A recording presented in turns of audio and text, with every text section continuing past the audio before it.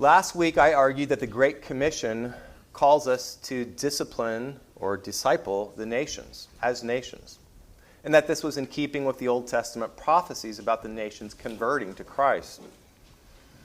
But it was in the same Great Commission that we're called to baptize the nations. And that's the theme of today's message. Political philosophers disagree on how best to define the word nation. Is a nation to be defined in terms of race, ethnicity, culture, language, land, borders, government laws, ideals, religion? Which of these are necessary parts or components of the definition? There's a lot of debate about this, but for our purposes this morning, I think we can agree that the definition of nation will include at least two things. First, it will be a very large community of people, not just a family or a village or a city or even, say, a county. And second, that community, however else we define it, will be subject to the same laws. So at the very least, a nation will be a society under a common political authority. On this definition, a nation has two layers. The bottom layer will be the society, the people who make up the nation. The top layer will be the laws and the rulers who govern that nation. So, what would then make for a Christian nation? Well, that would occur when the society in general is Christian and when its laws and rulers are Christian. Now, this raised a question in church history. Is a Christian nation created from the bottom up or from the top down? The bottom-up perspective says that you must get a Christian society first before you get a Christian political order. The majority of the citizens must become Christian before its laws and rulers would become Christian. But according to the top-down view, it's possible to create a Christian society by installing Christian rulers and making Christian laws. Constantine, the first Christian emperor, presents an interesting case study. When he came to power in the early 300s, Christians composed about 10% of the Roman Empire. By 476, when the empire collapsed, Christians composed anywhere from 70 to 90%. So in about 150 years, Christians went from being the super minority to the super majority. And this has led some to say that a nation can be made Christian from the top down by getting a powerful ruler who converts to Christianity and then imposes Christian norms on that society by law. On this view, mass social conversion would be the result from the political change. Now, many Christians are, of course, skeptical of this idea. And they'll wonder whether mass conversion is even genuine in such cases. Was Constantine really a Christian? Were the people who converted to Christ under his regime really Christian? Well, this was exactly the debate that Augustine had with a man named Donatus in the century after Constantine. The new Christian political system flooded the church with converts. And in some cases, it was obvious that some of these new members were still living as pagans, even though they professed allegiance to Christ. However, they had been baptized.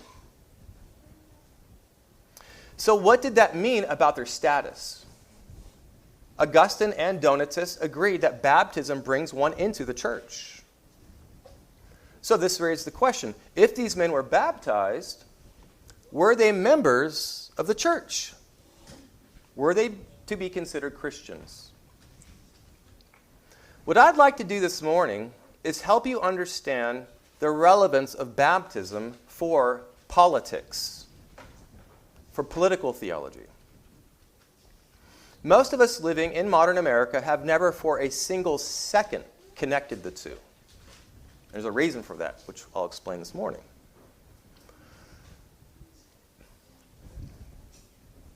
Traditional Christians, though, did connect the two. And to help you see why, this morning I will contrast two ends of the spectrum on this issue: the Roman Catholic view of baptism and the Baptist view of baptism. And we will see that our own tradition, the Reformed Protestant view, is somewhere in between the two.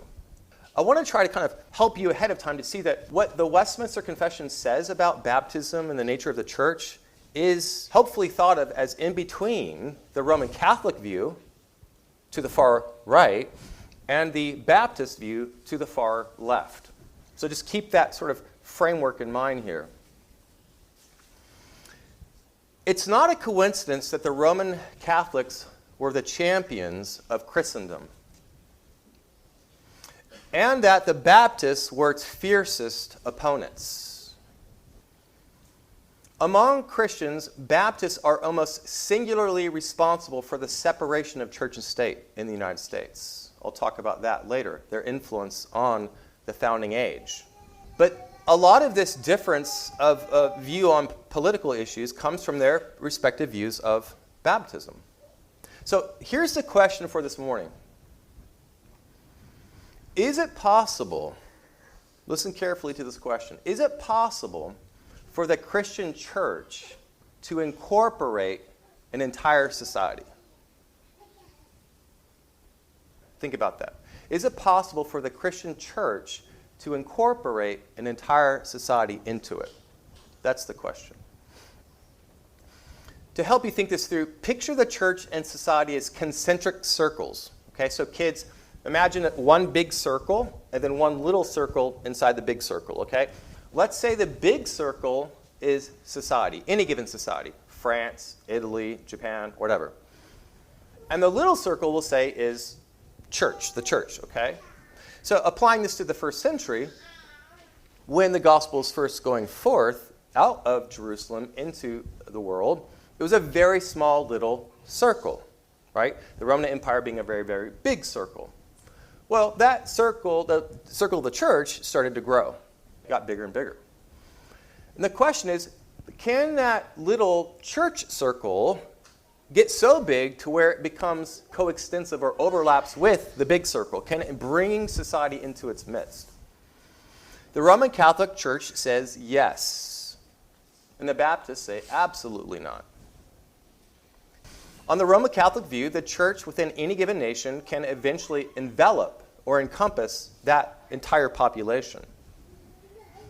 So what you would have here is a situation where the church in a given nation, or the members of the church in a given nation, would be coextensive with the citizens of that nation. All the citizens would be in the church.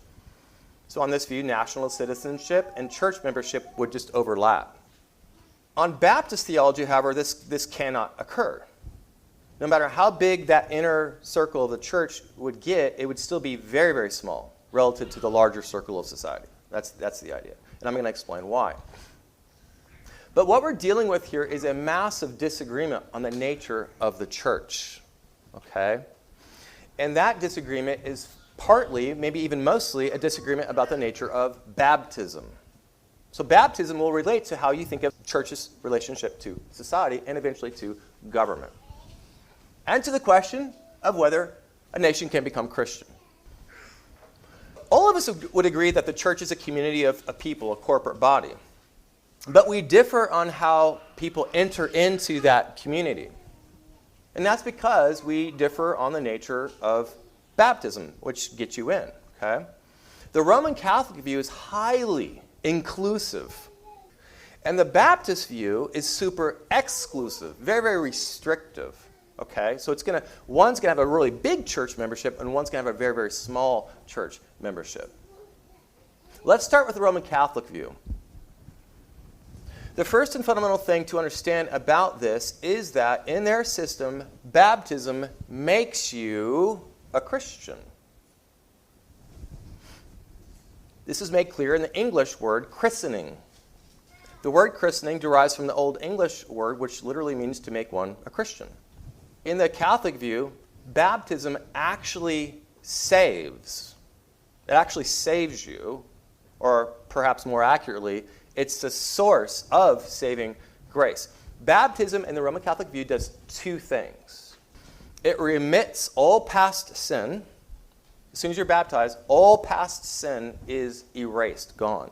That includes original sin you inherit through Adam, and any personal, actual sins in your life. Murder, whatever. It's all gone. In Catholic theology, you're justified by baptism. You're made right with God by that baptism. Secondly, baptism regenerates spiritual rebirth. You're now a new creature in Christ. You're made alive through baptism. Now, to be clear, though, this does not mean for the Catholic that the baptized person will go to heaven. Catholics believe that one must continue relying on what's called the sacramental system. There's 7 sacraments in the Roman Catholic Church. Baptism just gets you into it. So it's the first and fundamental sacrament. But the Eucharist, taking part in the Mass, and especially penance, as the other sacraments, are absolutely crucial to staying in the system and making sure you get to heaven. What they say is this, that baptism both contains and confers the saving grace that it signifies. I'll say that again. This is their language, their official language, okay? It contains and confers the grace, saving grace that it signifies. So medieval theologians used a helpful analogy to make sense of this. They said that God is the physician, a doctor, that saving grace is the medicine given through baptism, that the physical water applied is the vessel that contains that medicine, and that the priest is the one who handles that vessel and administers that medicine to the sinner. So the outward visible act of applying water and pronouncing the baptismal formula is like a delivery vehicle through which the saving medicine goes through into the life of that sinner. And this takes us to the heart of the Roman Catholic view of baptism, which is captured in the famous Latin phrase, ex opere operato. This phrase translates into, from the work worked. Okay, sometimes it's more loosely put as, in the doing it is done, which I find more helpful, or in the working it is worked. That's basically what it means. The idea is that baptism, when rightly administered, automatically brings the effect it is designed to accomplish, namely the remission of sin and regeneration, spiritual rebirth. Automatically does it. And incorporates you, therefore, into the church, the Roman Catholic Church. For Catholics, faith is not a necessary condition for someone to experience the saving grace of baptism. For if it were, then babies could not be baptized. But Roman Catholics practice infant baptism, as do we in the Reformed Church. They teach that baptized infants receive remission of original sin. They don't have actual sin since they have no personal biography yet, but all of the sin they inherit in Adam is gone, erased, and they're spiritually regenerated. And it happens automatically by the mechanism of baptism. Now, what about adult converts, though? This is where it gets interesting and a little bit more complicated. On the one hand, the doctrine of ex opere operato implies that saving grace gets infused into the adult sinner regardless of his attitude. Ludwig Ott, who is one of the top Roman Catholic authorities in the modern age, says this: the Catholic Church teaches that the sacraments have an objective efficacy, that is, an efficacy independent of the subjective disposition of the recipient or of the minister. The sacrament confers grace immediately, that is, without the mediation of fiducial faith. It's a fancy way of saying that grace gets through to the soul regardless of the sinner's attitude. Elsewhere, Ott says this: even if baptism be unworthily received, valid baptism imprints on the soul of the recipient an indelible spiritual mark, the baptismal character. The baptized person is incorporated by that baptismal character into the body of Christ, to the church. This doctrine of baptism makes it seem as if baptismal grace works in a mechanical or even magical fashion, right? Ludwig Ott understands this, and he rejects this perception. He says that's a caricature. That's not really what they teach. But if you read the medieval Catholic theologians, it's pretty clear that baptismal grace gets into the person's soul in a way that does seem pretty automatic and even mechanical. So perhaps we can sort of update this analogy, this medicine analogy, with a vaccine analogy to try to illustrate this idea. In the case of literal vaccination, the vaccine gets into the patient's body regardless of the patient's attitude, right? Regardless of what you think or feel about it. If you've been injected, you've got the jab, it's in you, okay? It's an objective fact, right, that the vaccine has gone into your physical system. Well, in the case of baptism, saving grace is like that vaccine. And the water of baptism is, as it were, the syringe that contains the vaccine and confers that chemical into your soul. In this case, it's grace, right? And the priest is the one who injects the needle into the patient. So the medieval thinkers said, in effect, that this grace gets into the soul regardless of the patient's attitude. And it was this conception of baptism that led some in the Middle Ages to what's called forced baptism. Men like Charlemagne compelled the Saxons to be baptized on pain of death. Many Jews in the Middle Ages were forced to be baptized. From Charlemagne's standpoint, this would be exactly like forcing life-saving medicine down an unwilling person's throat, or jabbing them with a life-saving vaccine against their will, which is what happened to people in California during COVID. It's literally saving their souls, though, in this case. Now, to be fair, modern Catholics do not believe in forced baptism. And there are plenty of people, even in the Middle Ages, who were critical of Charlemagne's practice of forced baptism. But, and this is the important point here, these critics found it very difficult to explain why forced baptism would be wrong, if in fact grace works ex opere operato. Some Catholics tried to get around this problem by making a really, really subtle distinction between the infusion of grace into the soul and the experience of its benefits by the baptized person. In the case of the Saxons, or the Jews, who are forced to be baptized against their will, the idea was that the grace would have entered their soul, ex opere operato, but its saving benefits wouldn't be fully experienced. It would be blocked, as it were, by their unwillingness or their disbelief in the gospel. But it would still be there, ready to be activated later on, should they come to repentance. But even if Catholics could prove that forced baptism is just totally invalid on their own system, we might still wonder this, and this is a really important question. What about all the historic cases where people underwent baptism due to political pressure under Constantine and beyond? When Constantine came to power, a huge number of pagans requested to be baptized. They asked for it. So they were not being forced like the Saxons or the Jews. And yet, many of them would not have understood the gospel. Many of them probably didn't even feel like they were sinful. They just wanted to be baptized. They saw which way the cultural and political winds were blowing. They wanted to be on the right side of history, and so they said, "Can I get baptized?" And they were.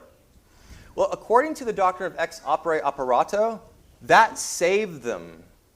These are people who really didn't understand their own sin or the gospel.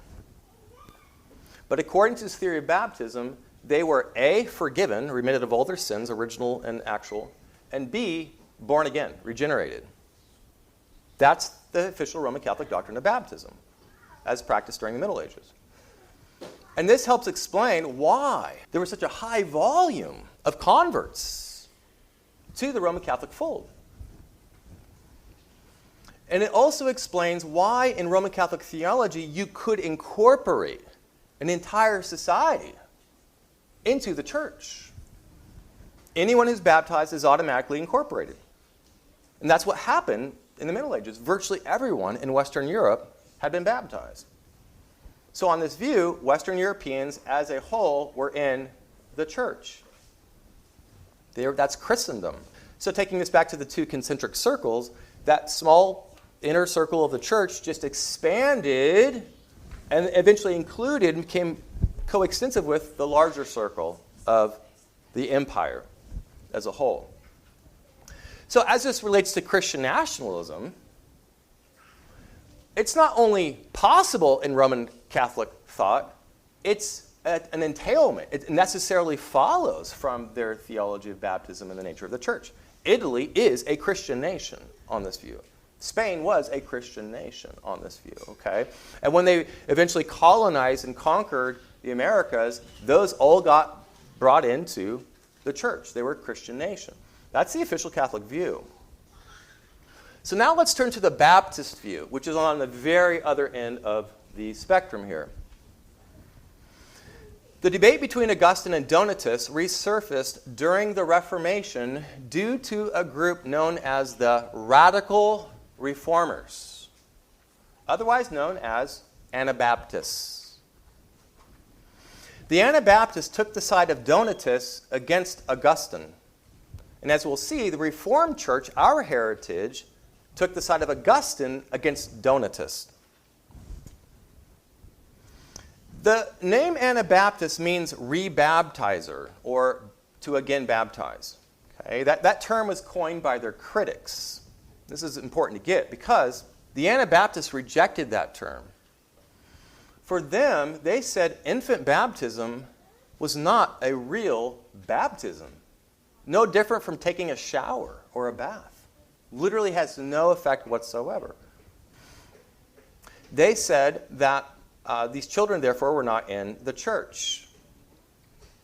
What we must appreciate, though, is how this related to their view of society and eventually of government.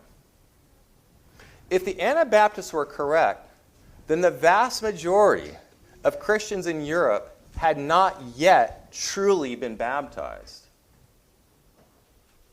They just literally, in one fell swoop, said 95% of Europeans have not been baptized, which then led to the idea that they're not really in the church and maybe not even really Christian.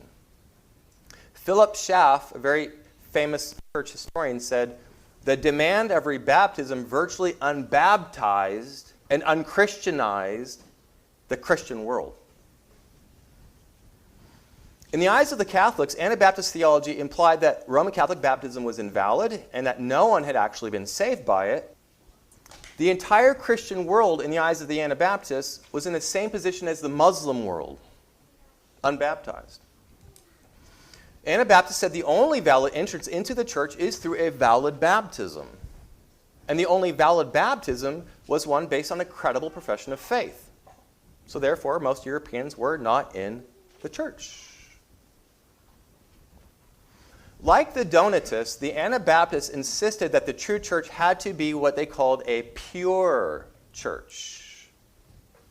Anabaptists believed that baptism was a sign of salvation that one already had by faith, a sign or symbol of what they had already received, forgiveness and regeneration. So for the Anabaptists, the goal was to only baptize those people, adults who had been truly regenerated. So to qualify for baptism, you had to demonstrate in some, strong sense, beyond a reasonable doubt, say, that you had been saved, that you had actually converted, that you were regenerate. Only those people could be baptized, and only those people could form the church. So logically, this ideal of a pure church of only genuine believers narrowed the doorway to church membership even further. Not only did you have to be baptized based on a profession of faith, that profession of faith had to be credible, which is to say, it had to be based on signs that you were regenerated. So the effect of this new Baptistic criterion was to shrink the circle of the church even more and turn it to this very, very small, exclusive community of people.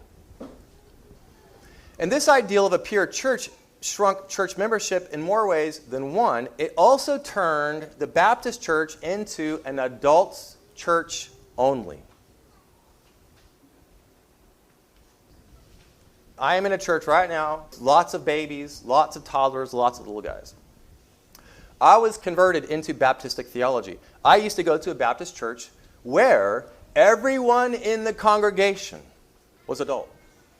And guess where the kids were? They were in a different building, children's church. Although I don't know why they call it church, because they're not really part of the church yet, and I'll explain that. And that was normal for me. And then I became Reformed and entered into a covenantal church like this. But when I first did it, it was the weirdest thing.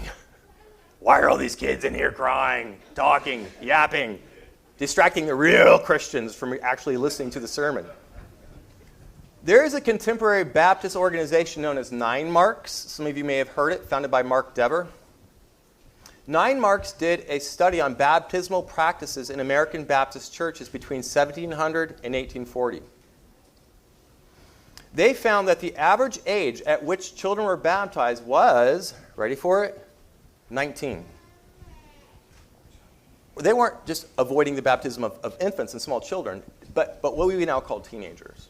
Essentially, by the time you're old enough to join the military, then you get baptized.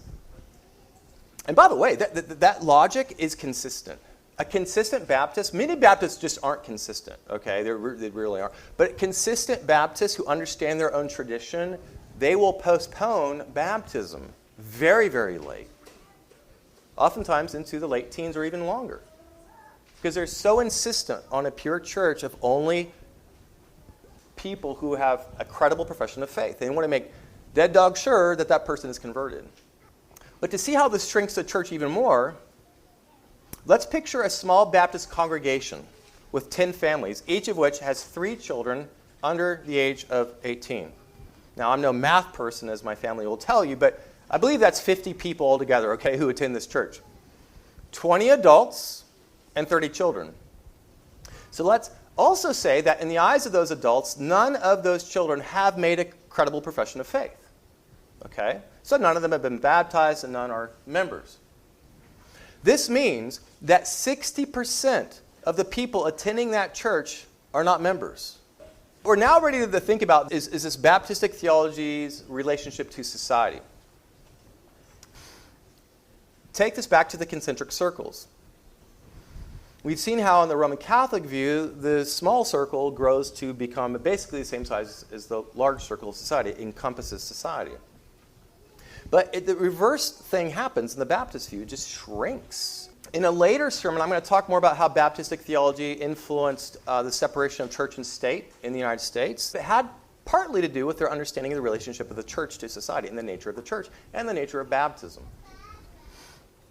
I want to bring this sermon to a close with maybe some practical observations for us, especially for those of you who are raising small children here. You all know that I teach at a Christian high school, have been for almost 30 years. I've taught a lot of Baptists, and I've found that some of these kids are confused about their identity. Though they have Christian parents, and though they attend church, and though they read the Bible, and they pray to God in the name of Jesus Christ, they've not been baptized. They have not yet met the bar set for them by the pastor and the elders of the congregation, or perhaps their parents in some cases.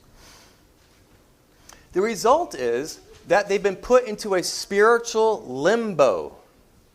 They're left wondering, are they believers or unbelievers? On the one hand, they're not taught to think of themselves as believers, since otherwise they would have been what? Baptized. But they're not baptized. Why? Because they're not ready. Well, what does that mean? They don't believe? On the other hand, they're not taught to think of themselves as unbelievers either, since they do not, in fact, disbelieve. It's not like they're Muslims or atheists growing up in these Baptist churches. So what are they? They're in a spiritual twilight zone, a theological no man's land. And for some of these kids, it's really created like theological schizophrenia. On the one hand, some of these kids are driven into a legalistic, works-based righteousness. they're taught by this Baptistic theology, since they're not yet covenant members, that they must do something more to cross over into the category of being baptizable. Something more than what their childlike faith already gives them. For others, though, it drives them into a libertine lifestyle, the exact opposite. Since they're not members of the church, they tacitly sense, intuit, that they must be members of the world. And so they go ahead and act as the world acts. And since they've been taught to postpone their baptism until they're really and truly converted, whatever that means, they go off to college with the intention of living in sin until they're ready to get serious later on and get baptized. All their lives they've been told that they're not really members of the church. All their lives they've been segregated from what was called adult church. When these kids get to college and abandon their faith, there's a sense in which they never really belonged to the church in the first place in their minds. And so they're just kind of living out their theology in a weird way. Now, in the next sermon, I want to talk about the Reformed Protestant view of this issue. As I said before, Calvin believed that the relationship of the church to society was a very close one. Suffice it to say for now, his view is far closer to that of the Roman Catholic than to the Baptist. The Reformed view looks Roman Catholic through the eyes of a Baptist. The Reformed theologians held that entire societies can be and should be Christian. But they rejected the Roman Catholic explanation of that. The Reformers did not hold, obviously, to the Roman Catholic sacramental system of the seven sacraments. They held to what's called covenant theology. And I sent you some paragraphs from the Westminster Confession on that. We'll talk more about that next week.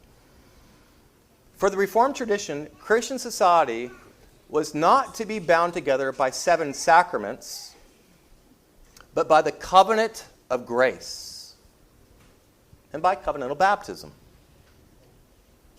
Chapter 28 of the Westminster Confession says this about baptism.